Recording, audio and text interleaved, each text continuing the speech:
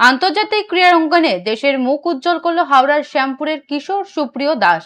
গত 16 ও 17 মে 2026-এ দিল্লিতে অনুষ্ঠিত আন্তর্জাতিক ক্যারাটে প্রতিযোগিতায় শ্রীলঙ্কাকে হারিয়ে স্বর্ণপদক জয় করে সে। পাশাপাশি ব্যক্তিগত ক্যারাটে বিভাগে একটি ব্রোঞ্জ পদকও অর্জন করেছে 15 বছর বয়সী এই ছাত্র।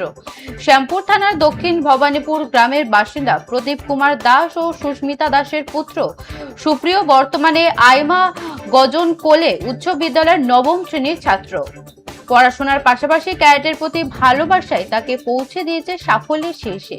প্রশিক্ষক অশোক দাসের অধীনে গত 4 বছরের কঠিন ও কঠোর পরিশ্রমের ফলশ্রুতি এই আন্তর্জাতিক পদক। জাপান, নাইজেরিয়া সহ বিশ্বের প্রায় 20টি দেশে।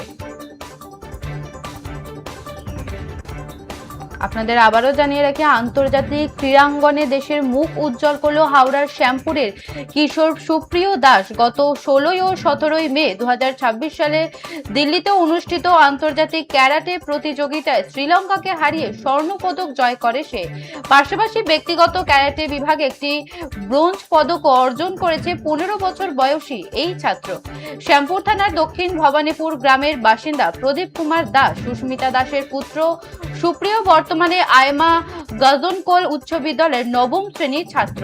পড়াশোনার পাশাপাশি ক্যারাটের প্রতি ভালোবাসায় তাকে পৌঁছে দিয়েছে সাফল্যের শীর্ষে। প্রশিক্ষক অশোক দাসের অধীনে গত 4 বছরের কঠিন ও কঠোর পরিশ্রমের ফলশ্রুতি এই আন্তর্জাতিক পদক।